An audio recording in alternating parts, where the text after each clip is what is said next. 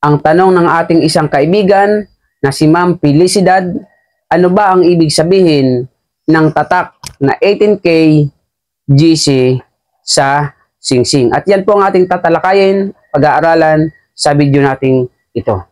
Lamang ang may alam.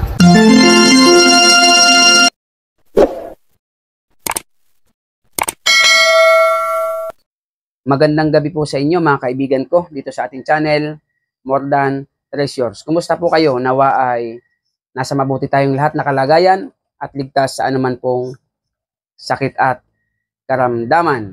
So sa video po natin ito, pag-aaralan natin ang katanungan ng ating isang kaibigan.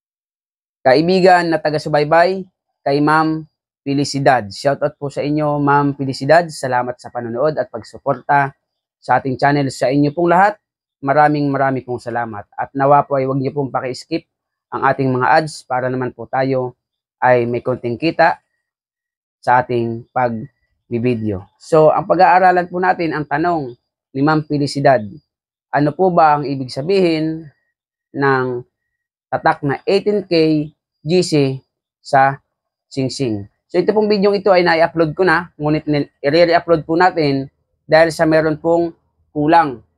Hindi po naisama sa pag-edit ang isang bahagi ng video. So ngayon po ay i-upload natin. Ang kahulugan po ng GC or 18K GC, dalawang klase po yan. Kapag po ang iyong kwintas ay may tatak na 18K GC, ang ibig sabihin po, yan ay gold chain. Ibig sabihin yung iyong kwintas ay gold. 18K GC, 18K gold chain. Ngunit sinasabi ko po sa inyo, pagdating po sa usapang alahas, hindi porke kung ano ang tatak, yun na po siya mismo. Parang tao lamang po ang alahas. Pwede pong gumamit ng ibang pangalan. Magpakilalang siya, ngunit hindi naman pala totoong siya. Parang alahas, 18K, ngunit kailangan gagamitan niyo po palagi yan nung ating gamit na asido at bato, sapagkat marami pong peke na tatak sa ganyang mga alahas. Ano po? Pero pag nakalagay ay 18K GC, ibig sabihin po niyan 18K gold chain. Pangalawa, ang ibig sabihin po ng 18K GC, dun po sa kanyang singsing nakalagay 18K GC. Ang ibig sabihin po ng GC ay gold fusion. Ano po? At kalimitan po sa gold fusion, ito po ay mga kilalang company. Kalimitan po dito ay white gold. At kalimitan din po dyan, nilalagyan po yan ng mga batong diamond, ang white gold, na ibig sabihin po ay GC gold fusion.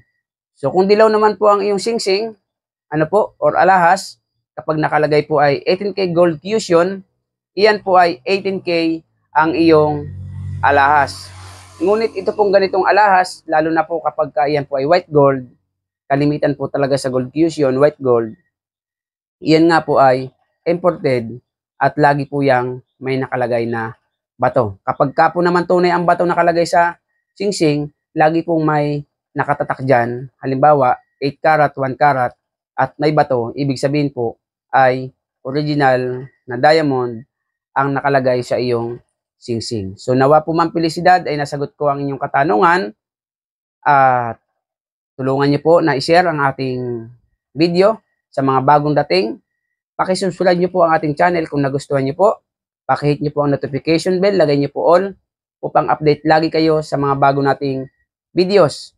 Sa mga may katanungan, magtanong lamang po kayo at atin pong sasagutin sa abot ng ating makakaya. Marami pong salamat. See you on my next video. God bless po. Lamang ang may alam.